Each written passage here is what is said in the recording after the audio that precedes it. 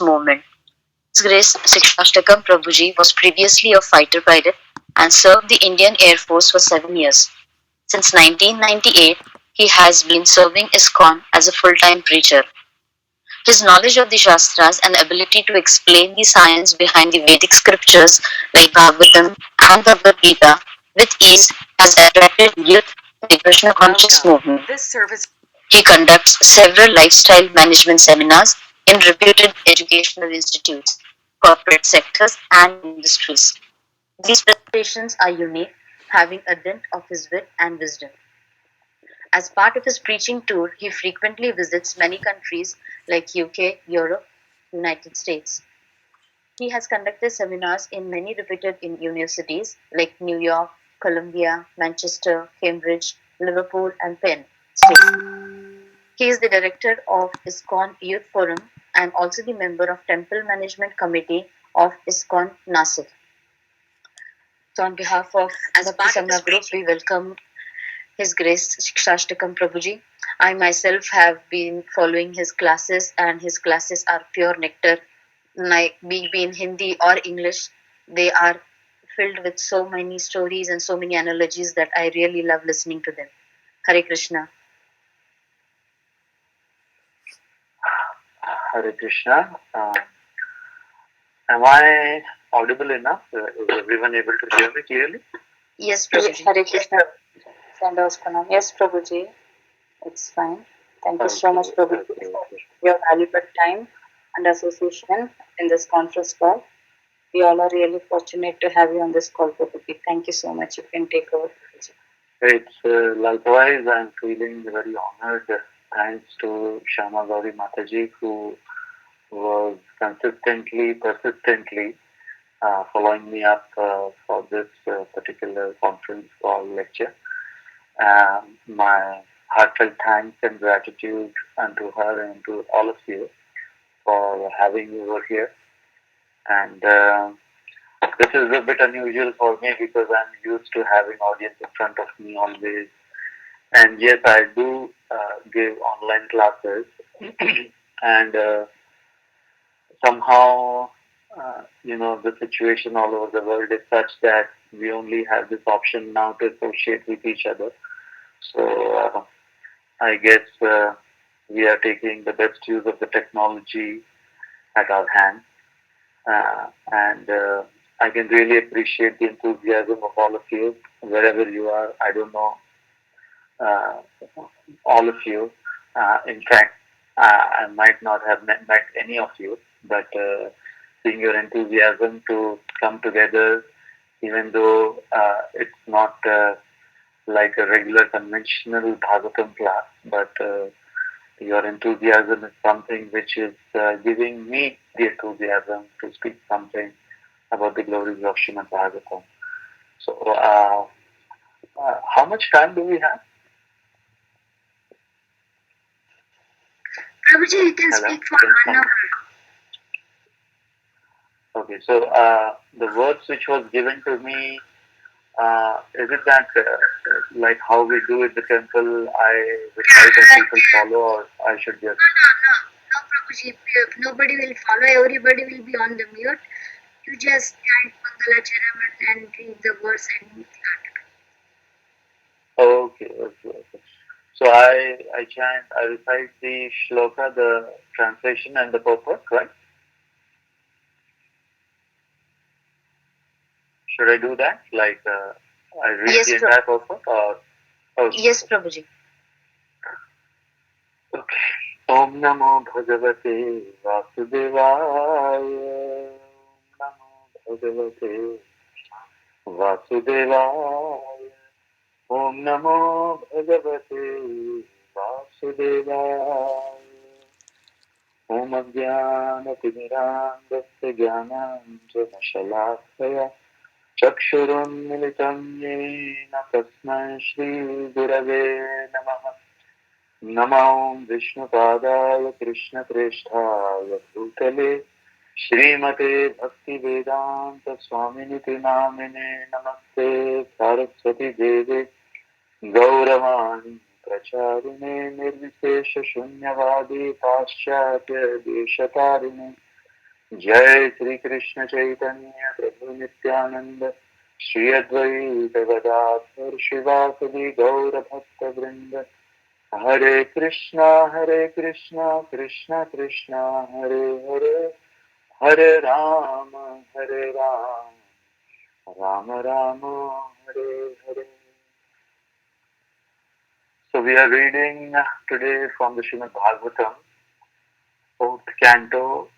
This particular chapter is entitled Chanting the Songs Sung by Lord Shiva, chapter 24, and we are on text 64. Correct? Am I right?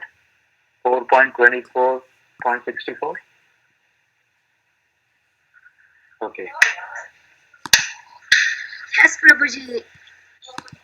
Yeah. Srishtam Swashakkedamanu Pravishta Chaturvidham Puram Atman Shakena Atho Viduttam Purusham Sankamantar Bhunte Rishikar Madhusaraghamya. Word-to-word translation by His Divine Grace A.C. Bhaktivedanta Swami Srila Prabhupada. Srishtam, in the creation, Swashaktya, by our own potency, Idam, this cosmic manifestation, Anupravishta, entering afterwards, Chaturvidham, four kinds of, Puram, body, Atma Amshakena, by our own part and parcel, Atho, therefore, Vidu, no, Tam, him, Purusham, the enjoyer, Antam, existing, Anta, within, Bhumte, enjoy, Rishikai, by the senses, Madhu, sweetness, Sargam, honey, Yaha, one who. Translation. My dear Lord, after creating by your own potencies, you enter within the creation in four kinds of forms. Being within the hearts of the living entities, you know them and know how they are enjoying their senses. The so-called happiness of this material creation is exactly like the bee's enjoyment of honey after it has been collected in the honeycomb. Purport. The material cosmic manifestation is an exhibition of the external energy of the Supreme Personality of Godhead. But because dull matter cannot work independently, the Lord Himself enters within this material creation in the form of a partial expansion Paramatma, and He enters also by His separated parts and parcels, the living entities.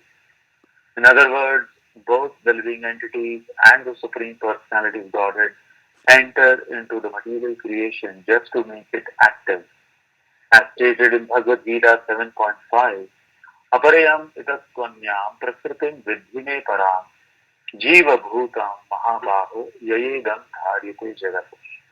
Besides this inferior nature, O mighty armed Arjun, there is a superior energy of mind which consists of all living entities who are struggling with the material nature and are sustaining the universe.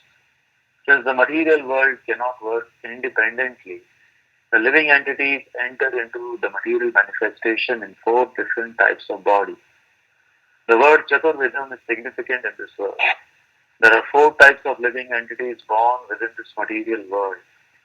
Some are born by way of an embryo, Jarayuja, by way of eggs, Andaja, perspiration, Shvedaja, and like the trees by the way of seeds, Ubija. Regardless of how these living entities appear, they are all busy in the pursuit of sense enjoyment. The materialistic scientist's contention that living entities other than human beings have no soul is nullified herein. Whether they are born through an embryo, egg, perspiration, or seed, all living entities in the 84 lakh species of life are parts and parcels of the Supreme Personality of Godhead, and each therefore is an individual spiritual spark and soul. The Supreme Personality of Godhead also remains within the heart of the living entity, regardless of whether the living entity is a man, animal, tree, germ, or microbe. The Lord resides in everyone's heart, and because all living entities who come to this material world do so in order to fulfill their desire for sense enjoyment. The Lord directs the living entities to enjoy their senses. Thus, the Paramatma, the Supreme Personality of Godhead, knows everyone's desires, as stated in Bhagavad Gita 15.15. Sarvasya chaham hridhi sannivishto matta smritir jnanam apohanam cha. I am seated in everyone's heart, and from me come remembrance, knowledge, and forgetfulness. Remaining within the hearts of all living entities, the Lord bestows remembrance by which the living entities can enjoy certain things. Thus, the living entities create their enjoyable honeycomb and then enjoy them. The example of the bees is appropriate because when bees try to enjoy their honeycomb, they have to suffer the bites of other bees. Because bees bite one another when they enjoy honey, they are not exclusively enjoying the sweetness of the honey, but there is also suffering. In other words, the living entities are subjected to the pains and pleasures of material enjoyment, whereas the Supreme Personality of Godhead, knowing their plans for sense enjoyment, is aloof from them. In the Upanishads, the example is given of two birds sitting on a tree. One bird, the jiva or living entity, is enjoying the fruits of that tree, and the other bird, Paramatma, is simply witnessing. In the Bhagavad Gita 13. Goodbye.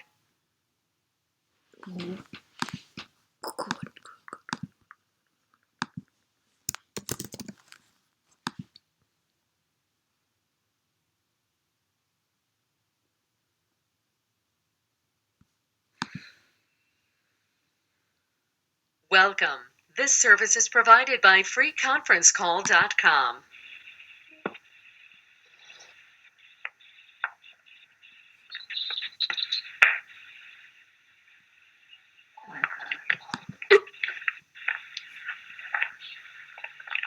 Hello?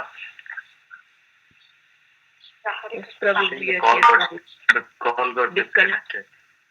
Yeah. Yeah. Okay. So continue with the purpose. Thus the Lord simply witnesses and gives the living entity sanction for sense enjoyment. It is the Paramatma also who gives the intelligence by which the bees can construct a hive, collect honey from various flowers, store it and enjoy it. Although the Paramatma is aloof from the living entity, he knows their intentions and he gives them facilities by which they can enjoy or suffer the results of their actions. Human society is exactly like a beehive, for everyone is engaged in collecting honey from various flowers or collecting money from various sources and creating large empires for common enjoyment. However, these empires are created. The bites of other nations have to be suffered. Sometimes nations declare war upon one another, and the human beehives become sources of misery.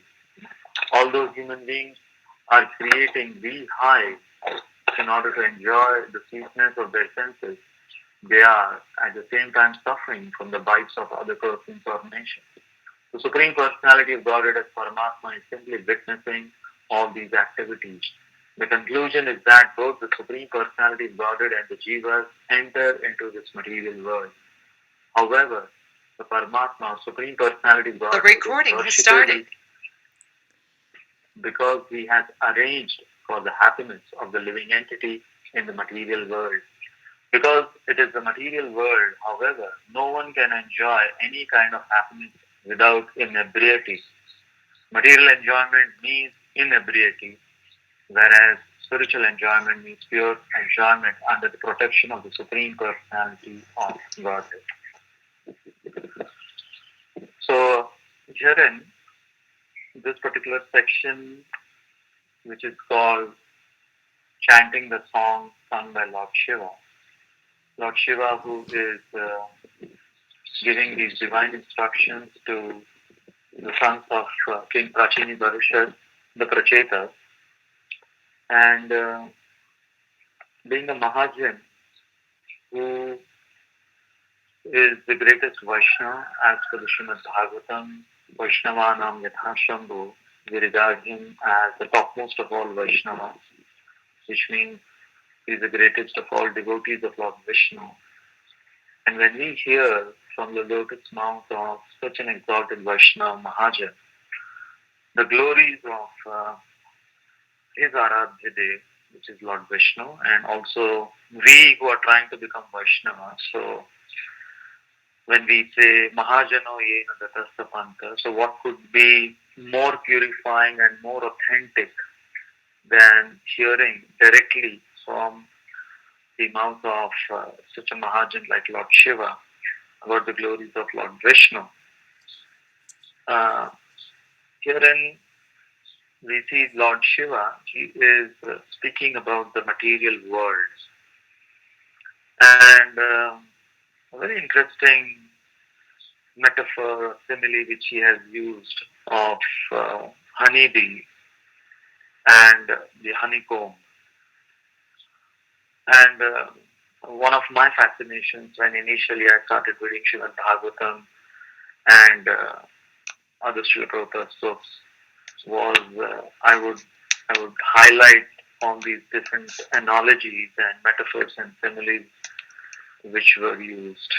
And I remember my first reading of Srimad Bhagavatam, this particular analogy from this verse, I had noted it down and many times I had used it. And sometimes I would not remember the exact verse and the purport, but I remembered the example of the honeybee. And sometimes, say in a question answer session, if there was a question about the material world and the nature of this material world, I would quote this example. Uh, and then many devotees, they would ask me that this is such a perfect example. Is it your own example? I said, no, this is not my own example. This is directly from the Srimad Bhagavatam. Now, I remember that noting it down. It's from the lotus mouth of Lord Shiva. And then we have Srila Prabhupada's purport, wherein he elaborates on this particular example that how this material world is compared to this honeycomb and the conditioned living entities are compared to the honey bees who are trying to fetch honey, collect honey and try to enjoy that honey. But little do they know that in the pursuit of trying to enjoy this honey, they themselves are being bitten and they are biting others in trying to enjoy more than the other one.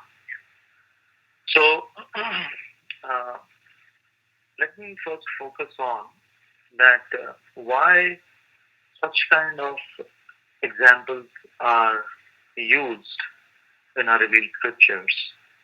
And we see that time and again, even if Lord Krishna's beauty has to be described, there are examples like, his face is like lotus, everything, all his limbs, Namo Pankaja Nadhaya, Namo Pankaja Maline, all these verses wherein he's compared to a lotus flower. In fact, Vishwanath Chakravarti Thakur in Madhurya Kadambini, he mentions that when a sadhaka becomes a pure devotee and goes back to the spiritual world, and for the first time, when he sees Lord Krishna face to face, imagine, a situation.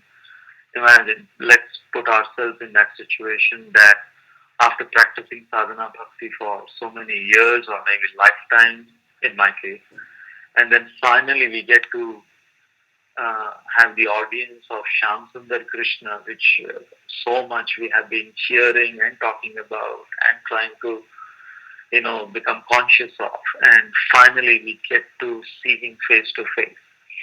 So in Madhurya Kadambini, Chakravarti Path, he says that first time when this sadhaka gets the audience of the Supreme Personality of Godhead, he starts to beg forgiveness. He, regrets for one thing. There are so many things, but there is one thing which he regrets after seeing the beautiful face of Shyam Sundar Krishna. That, all this while, when I was talking about your beauty, I compared your beautiful face to a lotus flower. So he begs forgiveness that, no, we have seen lotus flower, And we think that, okay, lotus flower is one of the most beautiful flowers of all flowers. And that's the best we can compare Lord Krishna's lotus face with.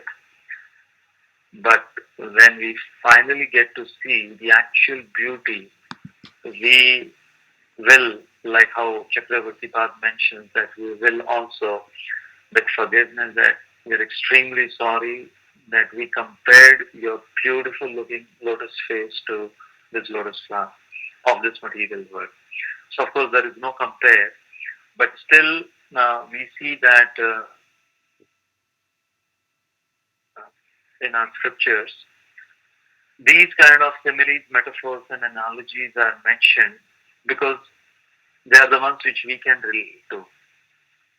So I'll begin my discussion today with that. What is the significance of these similes? Like in this verse, we see the example is given of the bees, the honey bees, and the honeycomb in relation with the material world. I remember reading Bhaktivinoda Thakur's commentary uh, about the 8 verses, the Shikshastakam, and in the 5th verse of the Shikshastakam, which is, I guess all of you know, Ainanda Tanujatinkaram, Patitam Mam Visham Bhavam Kripaya Prabhupada Pankaj Dhuli Sadrisham Vichinte. Hello? Is everything okay? Yeah. So when I was reading the commentary of Bhaktivinoda Thakur on this particular verse, the 5th verse of Shikshastakam, in which Chaitanya Mahaprabhu, he's praying, my dear Lord, I'm your eternal servant, I Nanda Tanuja Kinkara. But somehow or the other I have fallen into this vicious, poisonous material ocean, or this material world which is compared to, so Chaitanya Mahaprabhu is comparing this material world to a poisonous, vicious ocean. Patitam Mam Vishame Bhava Ambudhav. Ambudhav means an ocean. Bhava means this material world. So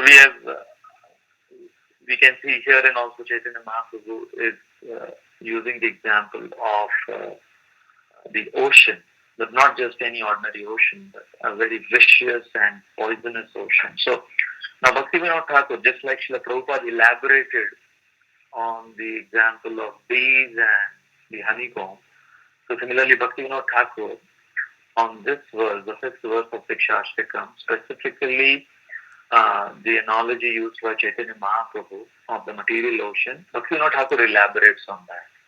And it was quite fascinating when I read that how Bhaktivinoda Thakur compares different aspects of the ocean with the different aspects of this material world. Now we have experienced ocean, and of course we are experiencing the material world also. But herein, when we draw parallels of the material ocean and the material world, it registers, very strongly in our consciousness.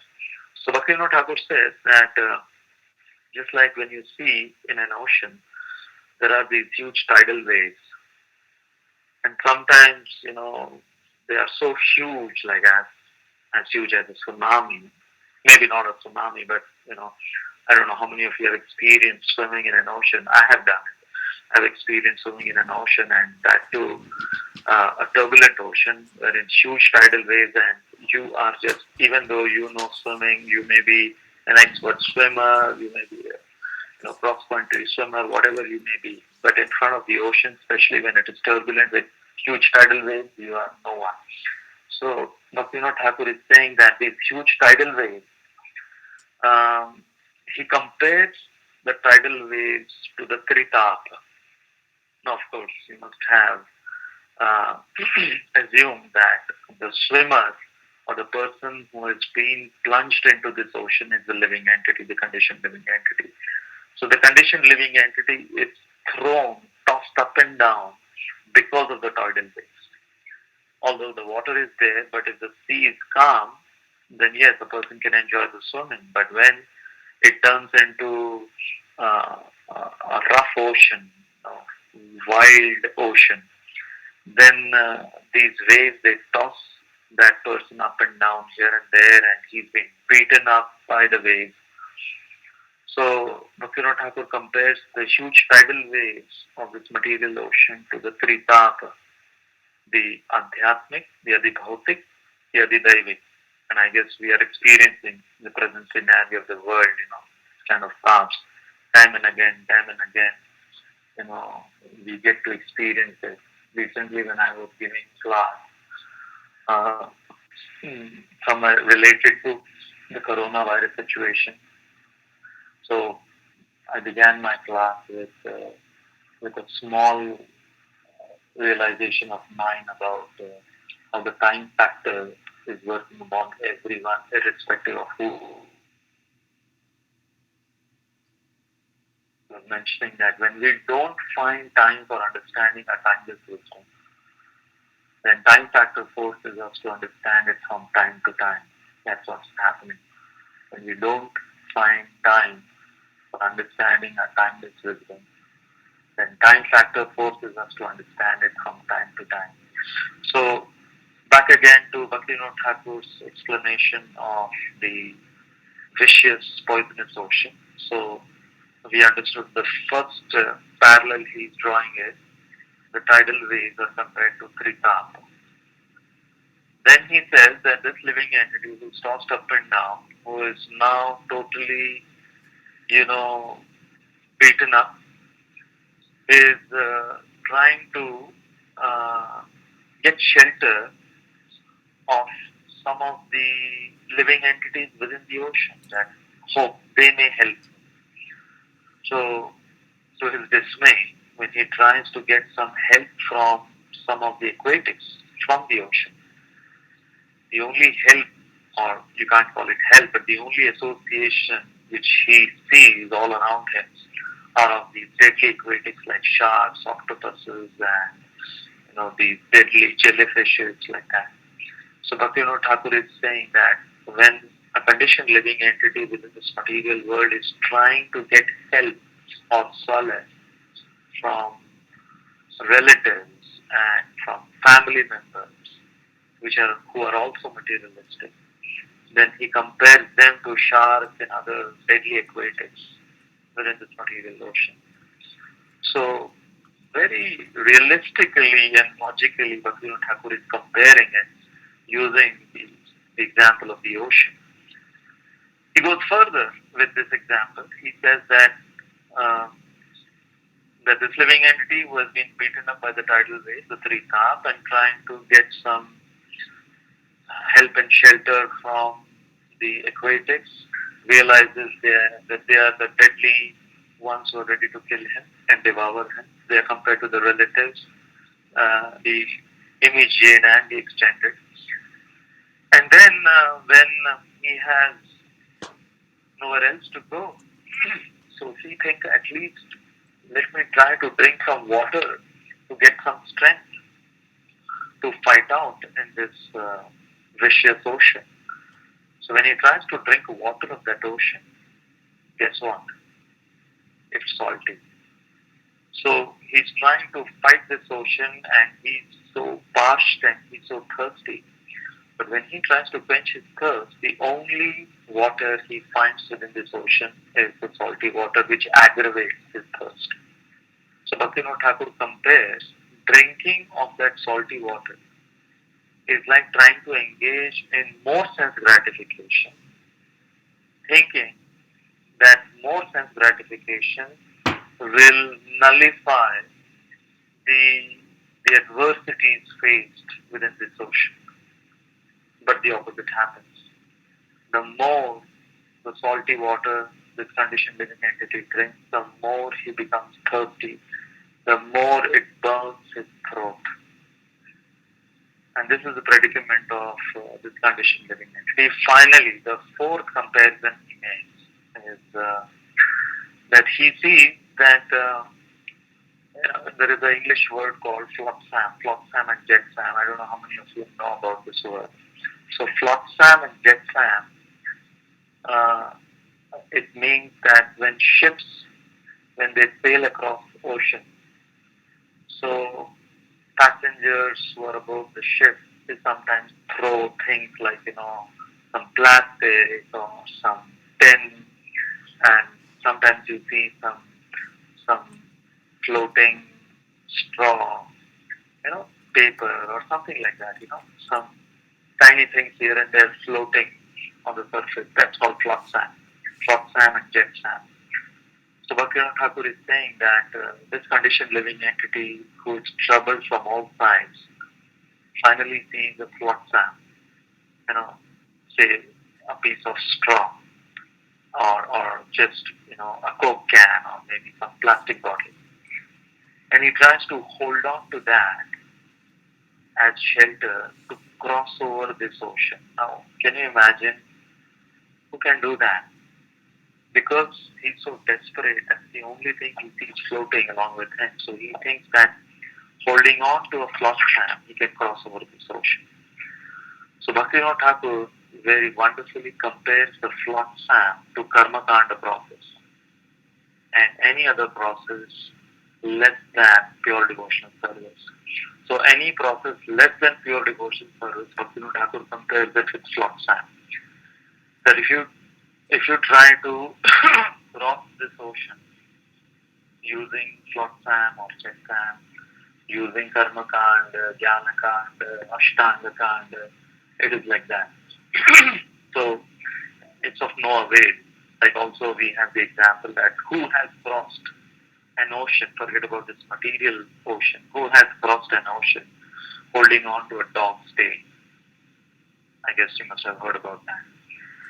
So herein, when I was reading this shloka and the purport by Srila Prabhupada, and this wonderful example of the honeybees and the honeycomb, I remembered this comparison with Bhaktivinoda Thakur makes the fifth verse of the Shikshastakam, and very systematically he draws parallels of this material ocean with this material world. So many places we see that.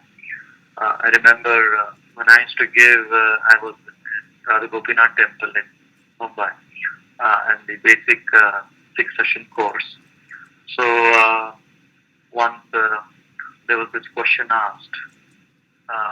Our first session was search for happiness, and we were talking about the material world, which is so miserable, dukhalaya, nashashi, something like that. And one person asked this question that what is the logic behind the creation of this material world? So, of course, we also initially, when we came to Krishna consciousness, we must have had this question that why in the first place was the need for the creation of this material world. So I remember I used to give this example that imagine a baby girl and she sees her mother every day cooking in the kitchen. When she sees her cooking in the kitchen, she has a desire that, I also want to cook like you. But the mother, she says that, no, you cannot, you'll burn your hands. But she's very persistent and quite adamant that, no, I want to cook like you. Give me all the ingredients, give me the fire. But the mother knows that's dangerous. So then seeing the persistence of her baby girl, what the mother does, she gets a toy kitchen kit. I guess all of us, mostly, the the girls in their childhood, they must have played with a toy kitchen kit. I remember also, my sister had a toy kitchen kit with, a small stove and small pressure cooker, small gas cylinder. And so I still remember, it's very distinct in my memory about this toy kitchen kit. So this mother gets this toy kitchen kit for her daughter, and she says, okay, here is your cooking range. Yeah, you can do your cooking over here. And she's so happy. She has her sweet corner wherein she sets up her toy kitchen kit, and then she starts to imagine and starts to imitate just like her mother. And she starts to do that illusory cooking, if may use this term, our ISKCON term. She starts her illusory cooking. And sometimes we see that, little girls, they are so absorbed in that toy kitchen kit and they're pretending as if everything is happening and it's cooking happening, and for hours they, they spend hours doing all that illusory cooking. And then what happens that, after a couple of hours when that girl is finally, it's lunchtime and then she's hungry and she calls out to the mother that, Mama, I'm hungry. And then she says, well, you've been cooking for past 2 hours, so why don't you have your own food which you've been cooking? And she realizes after that, oh my God, this, whatever I was doing was just a big illusion. But then when she really wants to eat something, she has to again go to the mother, and what the mother has cooked, she has to surrender to that and join the dining table and have the real food. So I used to give this example. Baby girl adamant that we want to imitate Krishna, and Krishna tries to explain to us that no, this is risky, this is dangerous, this cannot happen. But then because of our adamancy, what he does is he creates this material world. It's like the toy kitchen kit wherein we think we are the enjoyers and we can enjoy like Krishna. And we go on, like for that baby girl, it was a couple of hours of illusory cooking, and then she realized finally that nothing is of any substantial value of this cooking. There is no real food over here. And finally, then she has to join her mother and the other family members on the dining table. Similarly, even after going through the 8,400,000 species, we finally realize that it's of no use. Then we come to the senses that, okay, let us join where the real party is happening. And the real party is the spiritual world. So now one may ask this question, that this example which is used in this verse of the honey bees and the honeycomb, obviously, if we try to stretch this example, then yes, definitely there is honey in it. We cannot deny the fact. So if somebody might ask this question that, are you saying that there is no honey in this material world? Are you saying that there is no happiness in this material world? No, we don't say that. In fact, Krishna himself, he said, Yehi samsparshida bhoga dukkha yona evate adyantavantakam te na teshu ramate buddha. So in that particular verse, if we try to analyze that verse, Krishna is saying that when the senses come in contact with the sense objects, there is pleasure. He's not denying it. And we cannot say that there is no pleasure in this material world. If there was no pleasure in this material world, then people would have become self-realized. The first encounter of their senses with the sense objects, when they will realize that, this is no place and this is no activity to engage in. But Krishna is saying that there is. When he uses the word bhoga, yehi samsparshaja bhoga, जब इंद्रियों का संसर्ग विषय वस्तु के साथ होता है तो भोग, so there is enjoyment. But that enjoyment, first of all, how much is that enjoyment and what is the outcome of that enjoyment? So he says that it's the seed of all suffering. Why? Because that enjoyment is so tiny. Again, in the Srimad Bhagavatam, the enjoyment of this material world is called Kshulla Sukha. And opposite of that is mentioned that for that Kshulla Sukha means it is minuscule, it is infinitesimal, it is something so insignificant that it's not worth it. Yeah, that's how we can put it, that it's not worth it. Like for example, if someone likes, say, a certain food item very much, someone is very crazy about something, like say samosa. If someone is crazy about samosa, so she can just, you know, do everything and anything to get a samosa and to satisfy his palate for that.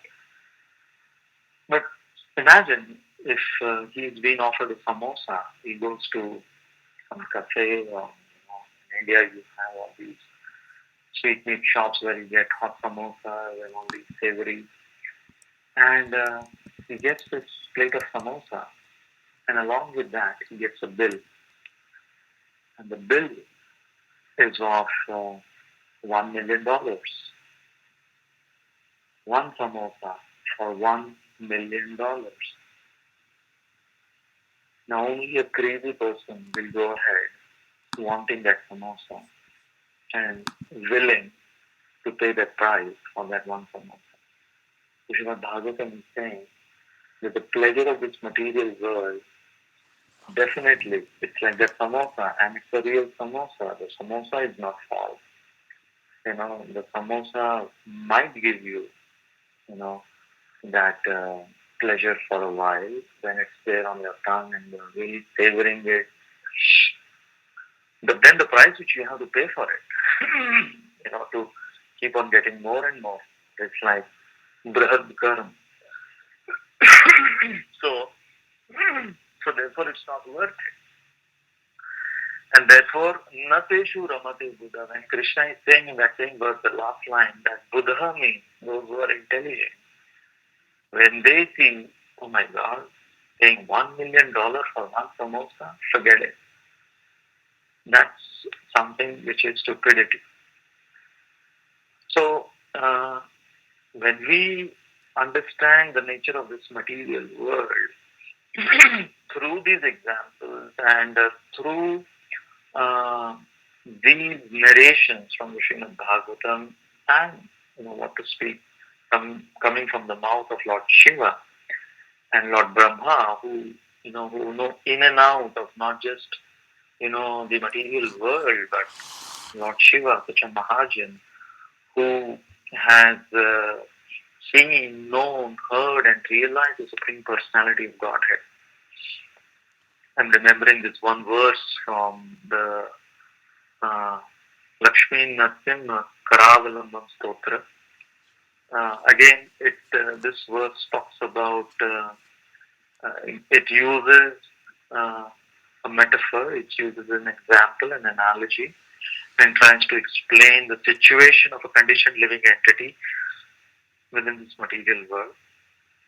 So, just like we saw the first, we read the translation, the example of the honeybee and the honeycomb. We took the example of Bhaktivinoda Thakur, who compares the conditioned living entity's predicament within its material world like that of a swimmer in an ocean. Then we took the example of the toy kitchen kit and the samosa. So herein we have this example by in this particular verse from Lakshmi Narasimha Dev Karavalambam Stotra. It's a very beautiful shloka, one of my favorites. Andhasya merita viveka mahadhanasya Indriyanamatheya mohandaputa kuhare vinipatitasya avalandan.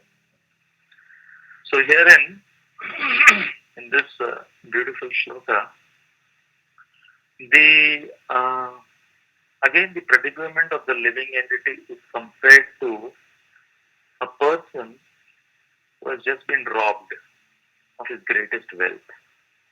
So imagine a person who has just been robbed, and the thieves were not ordinary thieves, and he has been robbed not of something very trivial. He has been robbed of Mahadhanasya. So in this verse it says, Chaurai Mahabalibhir Mahadhanasya. So Chaurai, you all understand? Chaura. thieves, Mahadhanasya, not just Dhana, but Mahadhan. The Mahadhan has been stolen away of this living entity. And so, what kind of thieves are they? Mahabalibhir. They are not just ordinary thieves, they are Mahabalibhir thieves. And uh, so, so, what is that Mahadhan they have stolen, first of all? The stolen property, this Mahadhan, is compared to Krishna Prem. So, anything else, we may call it Dhana, we may call it our fortune or wealth of this material world, but the Mahadhan is the propensity to love Krishna. When the propensity to love Krishna is obscured, or when that is stolen away, that is the biggest heist for a living entity which has taken place in his life.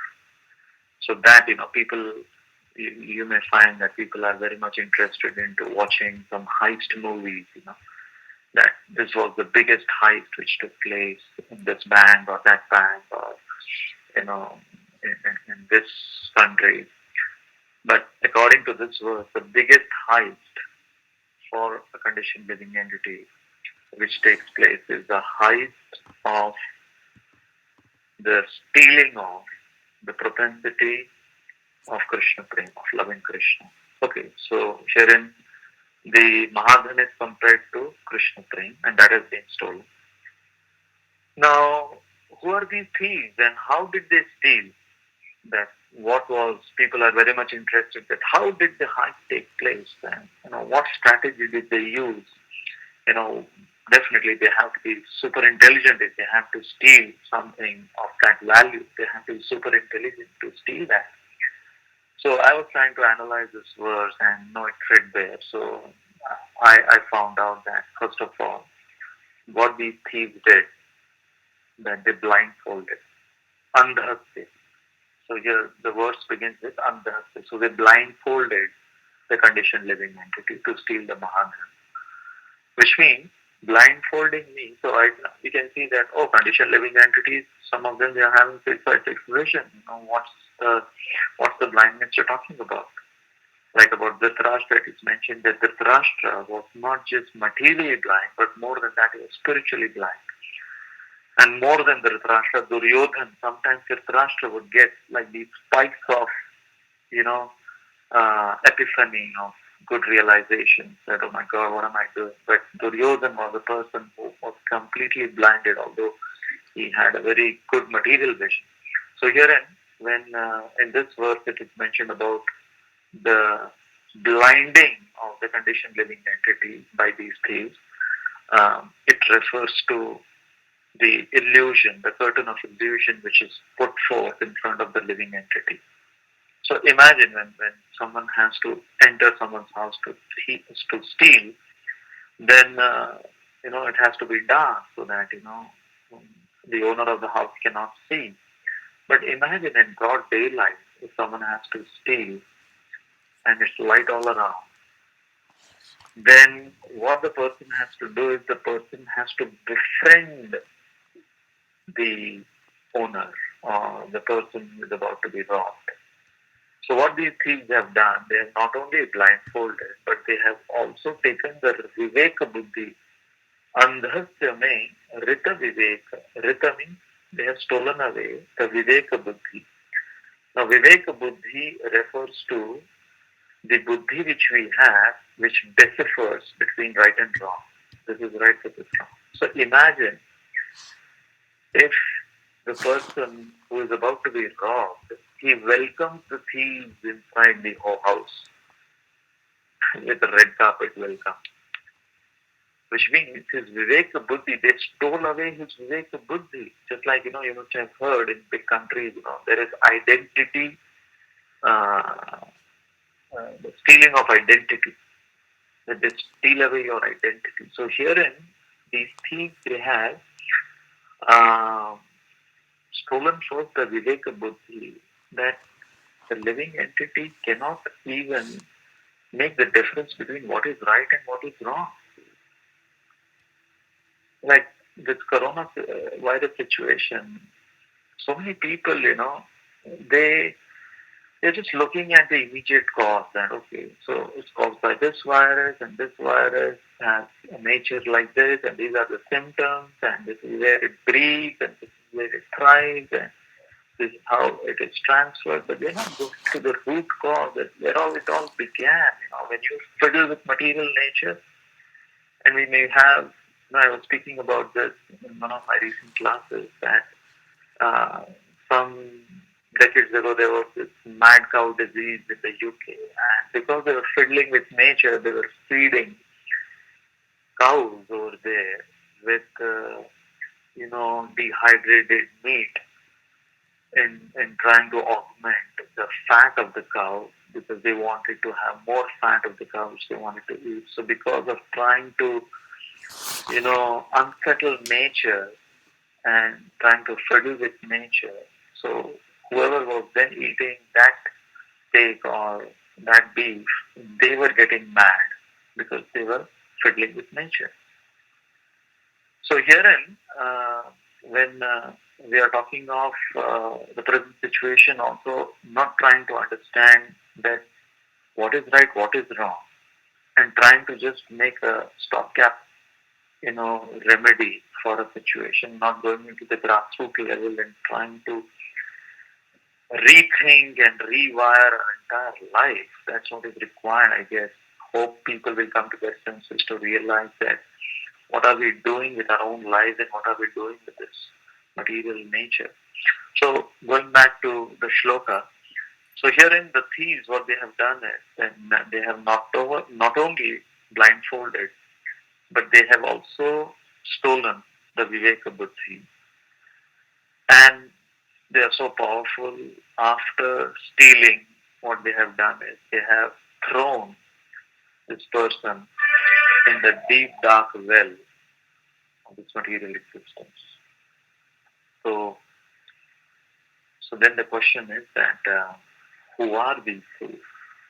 So in this verse it is mentioned that thieves are Indriya Namadhurya, Andhasya Nirita Viveka Mahadanasya, Chaurair Prabhu Mahabalidur Indriya Namadhurya. Mohan, the Kupa, Kuhare, Kupa is a well. So Moha Andha Kupa, it is a blind, deep, dark well, no water in it. And there, this living entity, after everything has been stolen away, especially the Mahadhan, he has been plunged into this dry, blind well. And therefore, he's praying and crying to Lakshmi Narasimha, Lakshmi Narasimha Karavalamba, that kindly pick me up from this deep, dark, dry, blind well. So another very beautiful verse which gives the example of the thieves and this height which takes place in the living entity of his Mahabharat. So then the question is that how come the person he keeps getting trapped and doesn't realize, even though sometimes the realization is there, like we were speaking of Dhritarashtra, that how time and again the living entity keeps getting trapped again and again and again and again, and doesn't come to his senses of trying to find a way out. So there is another verse from the Garud Puran which specifically talks about the nature of sense gratification, especially the senses and the sense objects. So just like we have our five senses and we have the five sense objects. So in this particular verse, the five senses and the five sense objects are compared to five different animal species.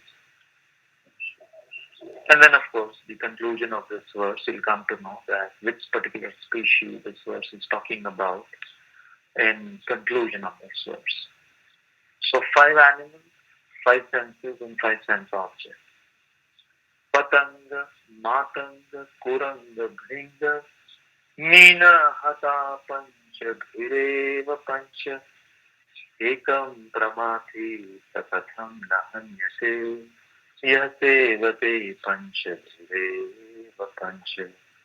So Pancha, like Pancha Tattva, or Panchamrit. Pancha means, in fact, also in English, if you use that word, it's a very punching shloka. But here in Pancha, in Sanskrit, it refers to five. So five animals, there's the examples being quoted over here. So I'm using all these different analogies because I was very much inspired by the analogy used in this particular verse. So the first animal which is being referred to in this verse, Patanga, you must have heard in Hindi. I guess most of you are from India. So you must have heard about the Patanga. Patanga, not the kite. Patanga in English is called the moth. So moth is very much infatuated by the sense of sight. It is very much attracted by the dancing flames of fire. So when a moth sees the dancing flames of fire, it goes around the fire as if it's worshipping, doing pradakshina, circumambulating fire. And it is so much irresistible for this moth that finally it enters into the fire to associate with that fire and burns itself to death. Now the other moths who see that their fellow moth has been burned to death by entering into the fire, they don't learn any good lesson. They also do the same. They also go around the fire. They are so much infatuated by the dancing flames of fire. They also kill themselves. So this is the first example used that a moth cake itself when goes to enjoy the sense of sight. Matanga is an elephant. Now elephant, the mammoth size of this elephant is so difficult.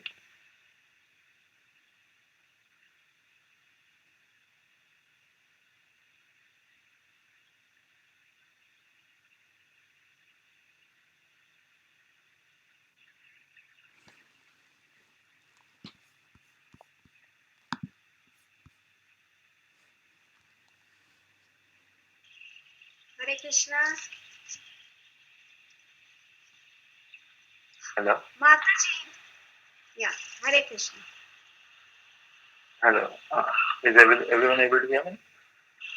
Yes, Prabhu.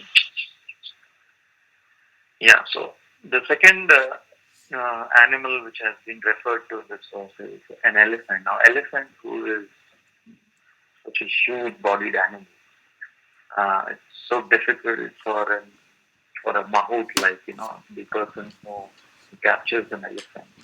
A 5-foot man, how can a 5-foot man catch a huge, tonnage of an elephant? But the weakness of an elephant is a sense of touch. So this mahout knows this weakness of the elephant. So what he does is he creates an effigy of a female elephant. If he wants to catch a male elephant, has an effigy of a female elephant. Wants to catch a female elephant, has the effigy of a male elephant, and put right in front of a pit which is covered by dry grass.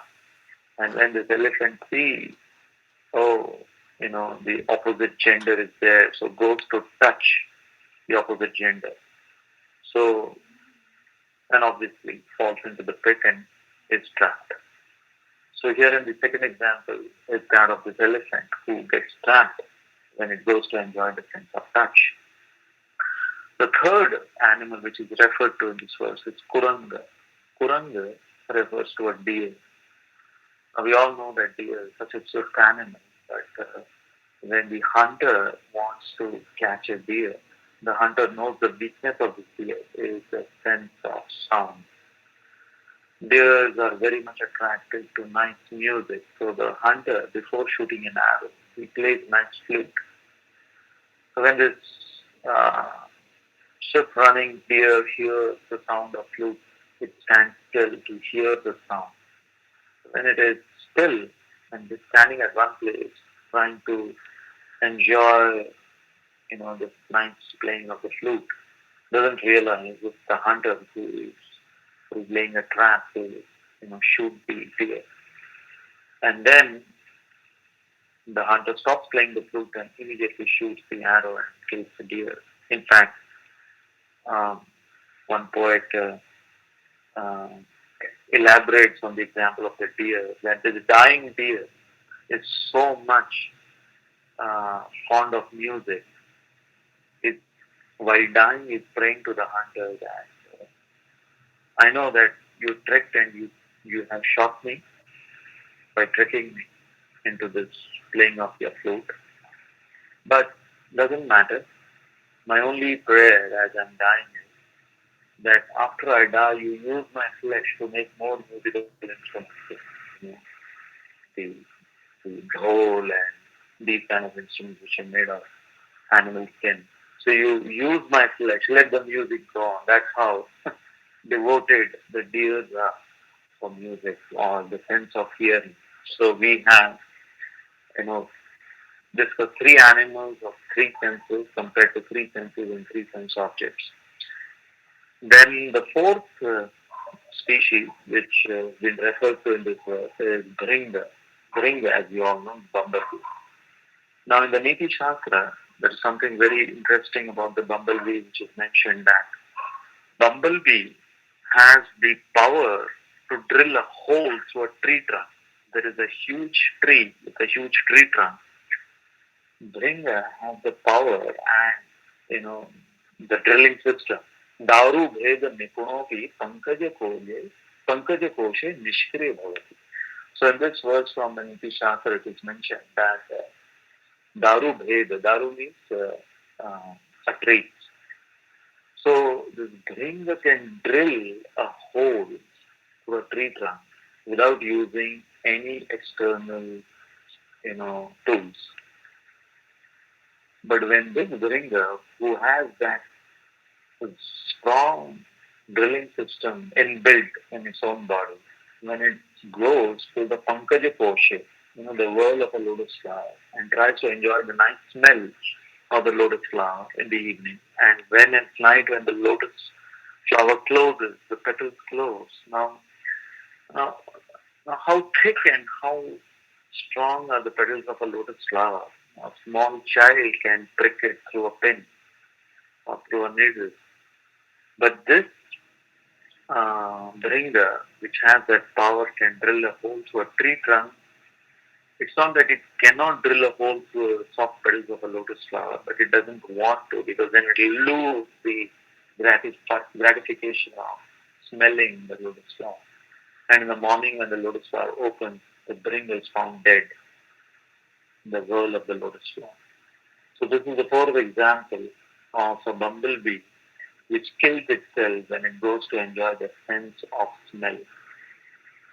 So we have the sense of sight, which is the moth, kills itself and goes to enjoy the sense of sight.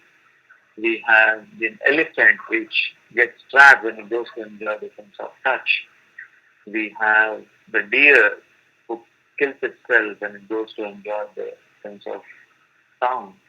We have the bringer, which kills itself when it goes to enjoy the sense of smell. The fifth animal, interestingly, is a fish.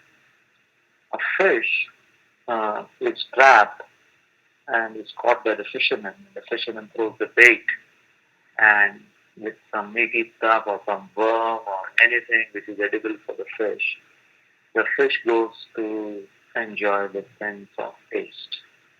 So herein the fish gets caught, gets trapped, and gets hooked to that bait when it goes to enjoy the sense of taste. So here we have these five examples.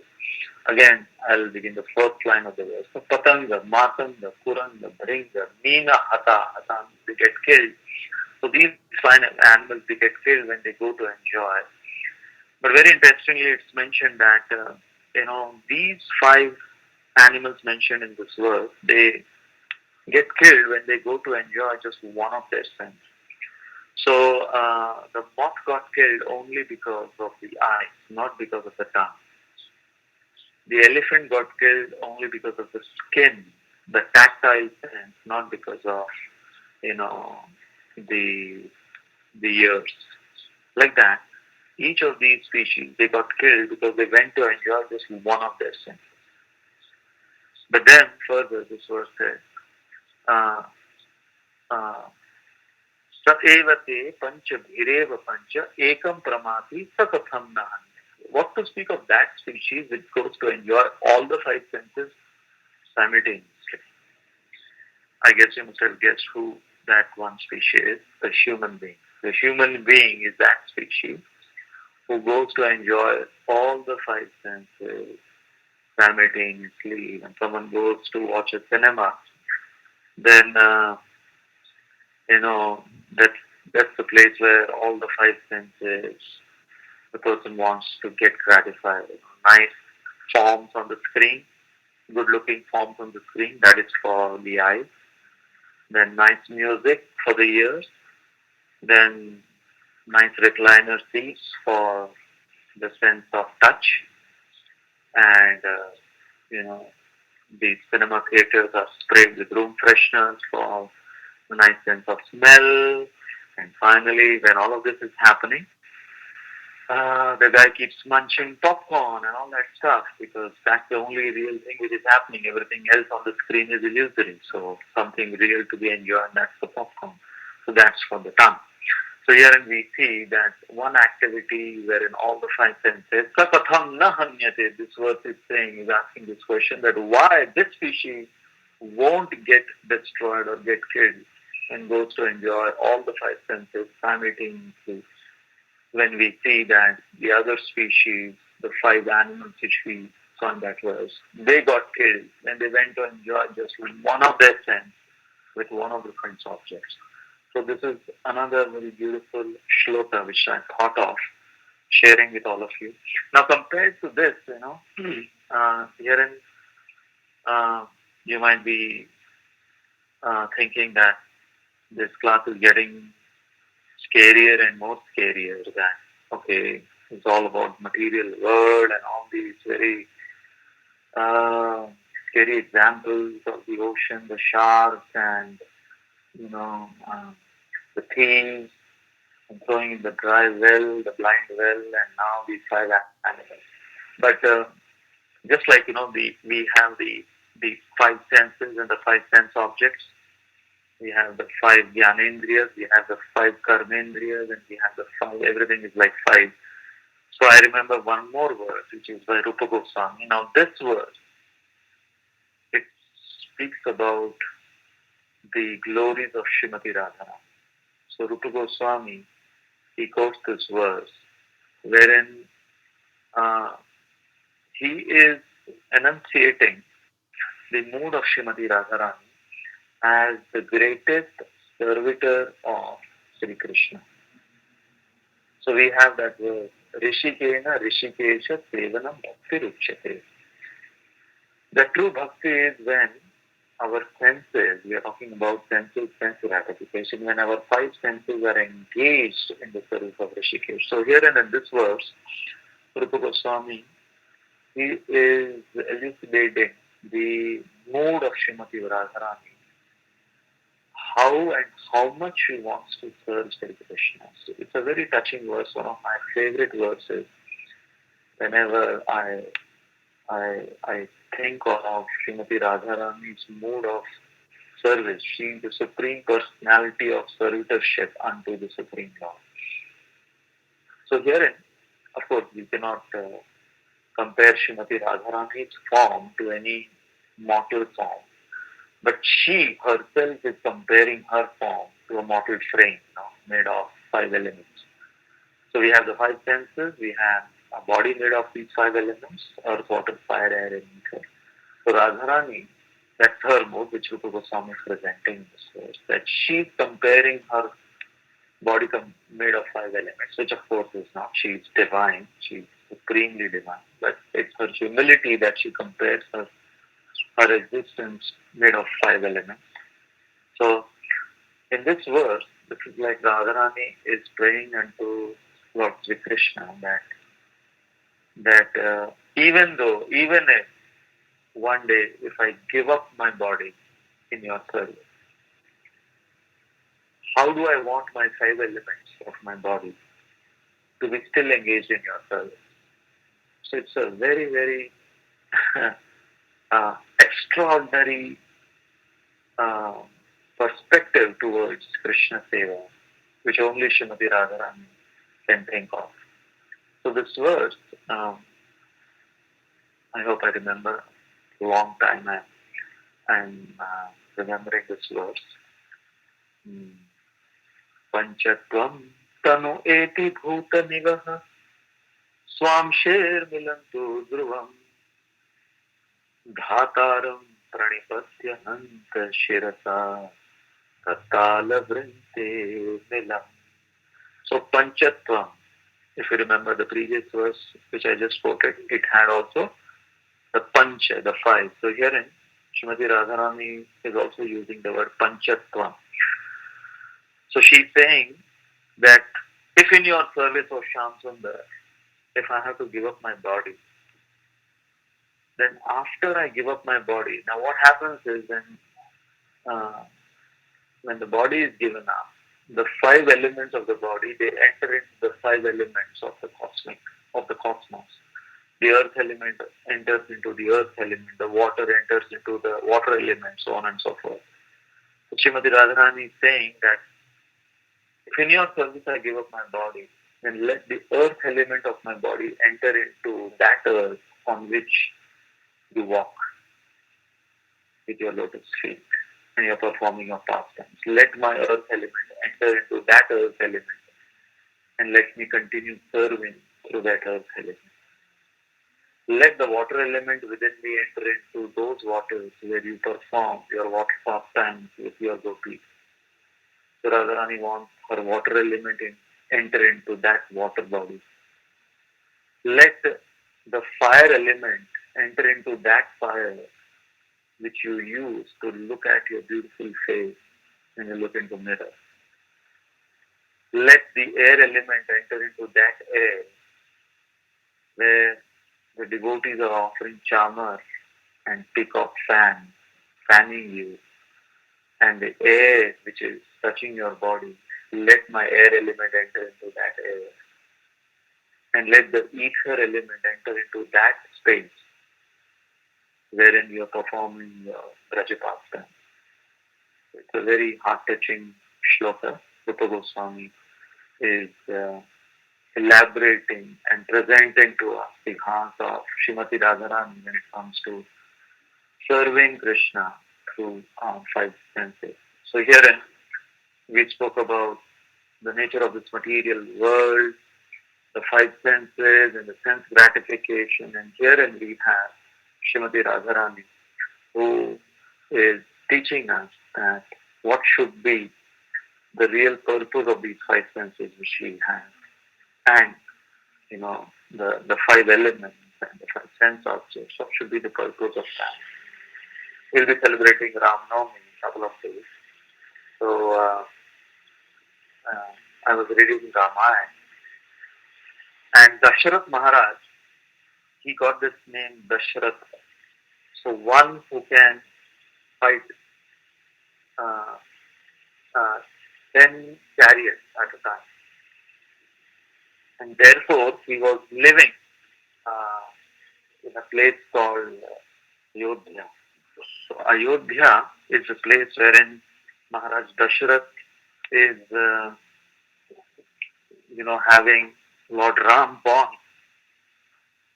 in that place.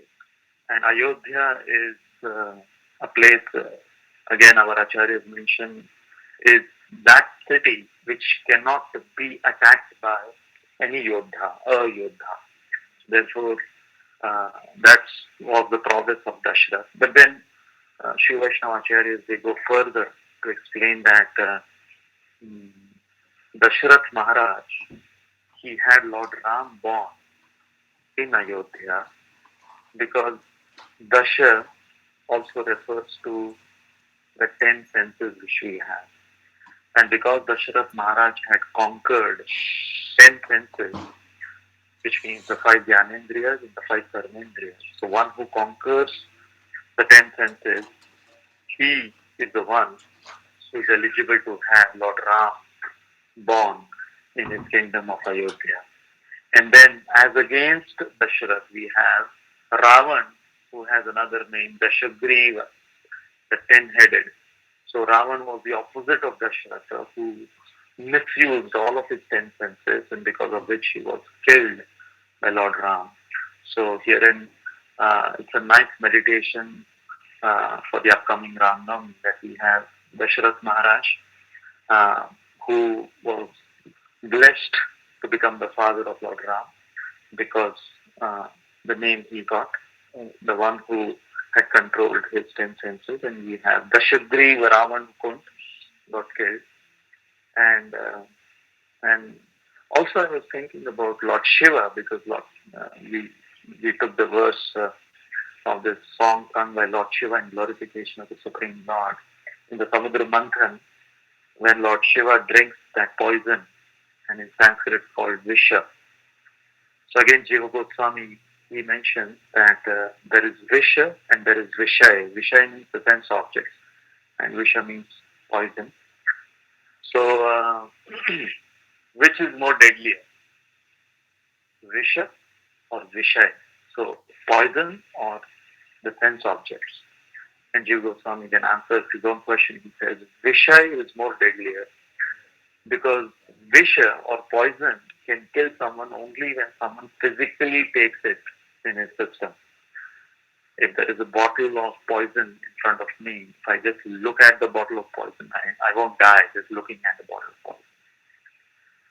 But Visha is so deadly, it's more deadlier than Visha because Krishna says, Dhyato Vishayan Pumsam Sangateshu Pajayate, that simply by contemplating, forget about seeing, simply by contemplating on Visha, one can destroy one's existence. So, therefore, Jiva Goswami says that Visha is more deadlier. Now, coming back to Lord Shiva in Samudra Manthan, he drinks Visha. But Lord Shiva is compared to, in spite of drinking Visha, and not just ordinary poison, that was like, the deadliest of all, Halahal Visha, which he had to drink, requested by the demigods sent by Lord Vishnu. So, despite drinking that deadly poison, it is mentioned that Lord Shiva was in a Vishram mudra. His countenance was completely, we see, Nilakantha Lord Shiva's countenance is completely equipoised and at peace. That's called Vishram. So how come Lord Shiva, despite drinking the deadly poison, was still having that Vishram mudra? Because although the Visha was going inside his mouth, but what was coming out of his mouth was Ram. So the combination of Vish and Ram gave him the Vishram mudra. So very beautifully, this has been explained that in following the footsteps of Lord Shiva, yes, there will be the Visha which will be entering into through our senses, not just through our mouth, but through our eyes, the sense objects, all the five senses, the sense objects, and there will be so much of Visha and, toxicity which will be entering. But if we have Lord Ram's name coming out from our mouth, always, just like Lord Shiva, he keeps chanting Lord Ram's name. So we'll also be following the footsteps of Lord Shiva in this Vishram Mudra. So I thought of concluding this talk with this meditation of Lord Shiva, who is singing this song in glorification of Lord Vishnu and his Vishram Mudra for the upcoming Ram Navami festival. Thank you all very much. Hare Krishna.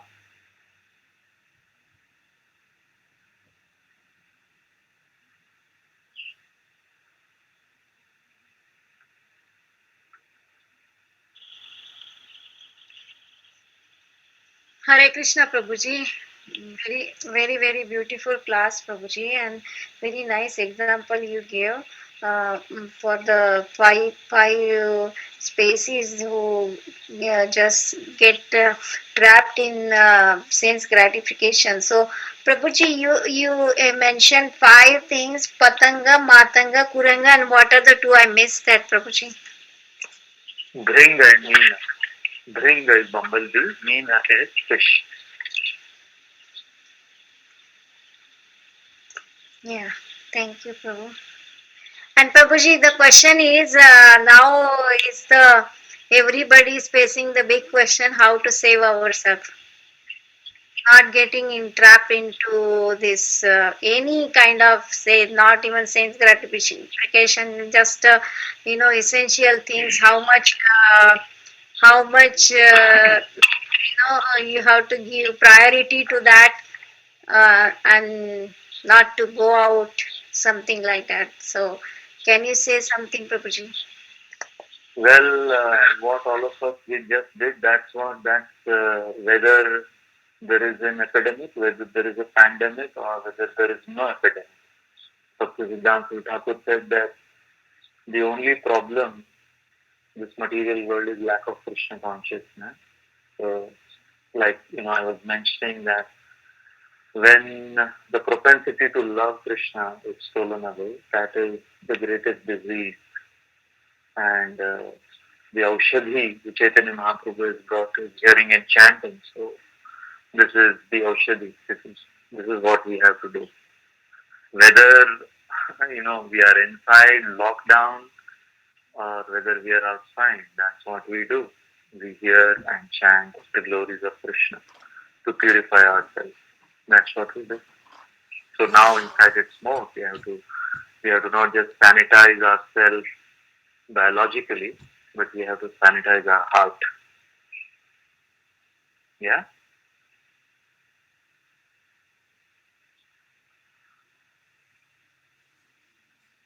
is it okay?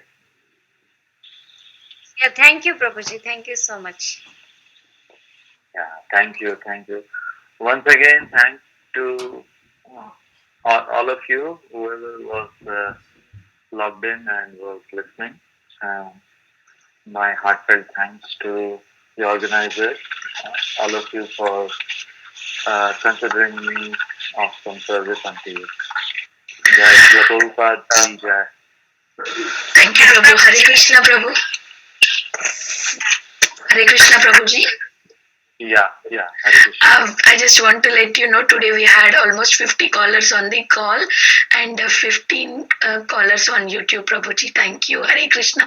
Very beautiful class, and you are telling that we should sanctify ourselves inside. That was awesome, Prabhu.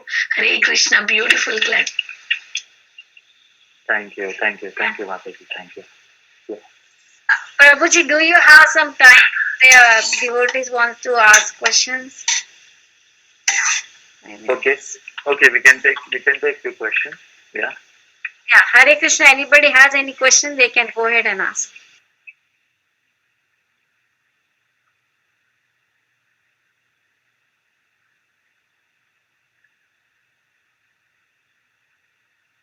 Hare Krishna, Prabhuji, Dhanvat Pranam. All glories to Srila Prabhupada and Guru Maharaj. It is really a privilege to listen to you. I remember when I started studying the Bhagavad Gita, your classes were the first which I used to refer, and I'm still referring them. And I really love the way you give classes is like you make the audience so like you have a good sense of humor wherein you try to sarcastically also tell things and it just pierces our hearts. So thank you so much, Prabhu. Like now in this condition, I just had a query. Like we have so many anarthas done from our side on the spiritual thing also, and whatever is happening around it is everybody has come to a realization that we have exploited mother nature to a very bad extent, and so like, we have done it but our kids are facing that, and so they are like, I don't know how to make them explain that, like this is related to kids I'm talking about, like how to make them realize that what is the importance of whatever mistake we have done, not that they shouldn't repeat, and how they can overcome the situation without getting into a negative impact, because like anything happens we turn to God that, oh, God is doing, and we know that this is our doing and mother nature is just giving it back, but they should not have a loss of faith in everything. So could you guide, because you are such a mentor for the youth, so please could you guide on that point, Prabhu? Okay, so if I got your question right, that kids sometimes they may have this question that why is God doing this, right? Right. Why is God doing this? See, there are three levels with which we have to understand any situation. Forget about this situation. So there is the immediate cause, then there is the remote cause, and then there is the ultimate cause. So the immediate cause, we say this is a virus, okay? It's a virus which is, causing this pandemic. That's the immediate cause, and people are mostly stuck into the immediate cause. But then we have to explain uh, going from the immediate cause to the remote cause because, like say for example, there are so many who are getting cured also. Not that everyone is dying. Very few people, in fact, the mortality rate is just 2% compared to people who are contracting this coronavirus. So how come then say, okay, let's not take the coronavirus example. Let's take the example of some other disease, say malaria. So if in a house, if there are four family members and the one family member gets malaria, the mosquito might have bitten maybe everyone. Why only one family member gets malaria while the other one doesn't get? So herein we come to the remote cause. The remote cause is karma. So you have to understand that there is a karma factor involved here. That because of the karma, people they suffer at a certain time, certain intensity. And then, of course, the ultimate cause is disconnection from Krishna. When there is disconnection from Krishna, and then the things which we do because of that disconnection, and that any epidemic or any man-made calamity you see is because of disconnection from Krishna. So it is not that he is brought this on us, but we have brought this on us ourselves. When we try to, it's like the story of Frankenstein. I'm sure the kids might be knowing, the story of Dr. Frankenstein, who was trying to fiddle with nature. He wanted, a particular man who could be having the best of everything. He tried to fiddle with the nature's arrangement, and instead of having the most perfect human being, he created a monster who killed himself. So we can try to explain that. Look at the things which human beings are doing, and just this particular virus. If you go into from where did it come and how was it made, and well, you may have theories of okay, because of bats, because of snakes and all that, and then you have some twisted minds who uh, you know, wanted to have a biological warfare and they created in their labs something like that. Again, it's all just man-made. So why blame God for that? Or what about all the abundant things which He's providing and which He has been providing and will be providing all through? Why say that it's His thing? So therefore, again, I say that there is God's will, there is free will, and there is evil. So when God's will is He has given us the free will. But when that free will turns into evil, then you can't say that God is to be blamed for that. Then we have to look into what we did for ourselves. So yeah, this question was asked to me because I'm based in Nasik, and Nasik is famous for grapes. It's like you have Nagpur is famous for oranges, so Nasik is famous for grapes. And Nasik is of course Lord Ram's holy place, but unfortunately because of so much of grapes, it has become the wine city. So much of wine is also, there are so many wineries here. So I was giving this example that God gave us grapes. What did we do with those grapes? We turned it into wine. So you can't blame God. You can't say that, why did you give wine, which is now causing, health problems, uh, you know, and you are to be responsible because you created grapes. If you would have not created grapes, there would be no wine. No, God created something that was, He gave us the free will also so that we can use it properly. But when we misuse it, then you can't blame God for that. Yeah? Hari bol, Prabhu. Hari bol. Thank you so much. Wonderful examples, Prabhu. Wonderful. Thank you so much, Prabhuji. Please give your association regularly, Prabhu. Thank you so much. Hare Krishna. Thank you, thank you, thank you. Hare Krishna.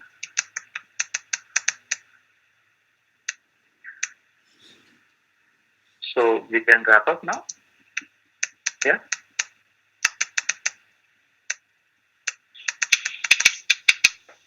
Yeah. Hare Krishna. If no one has any question or comments, we can end now. Let's pay our obeisances to Prabhuji and all the Vaishnavas. Vancha kalpatarubhyasya kripa sindhubhya patitanam pavanebhyo vaishnavebhyo namo namaha. Vaishnav Vritti ki jai. Grantaraj Srimad Bhagavatam ki jai. Srila Prabhupada ki jai. Shikshastakam Prabhu ki jai. Hare Krishna. Hare This session is no longer being recorded. Hare Thank you, Krishna. Prabhuji.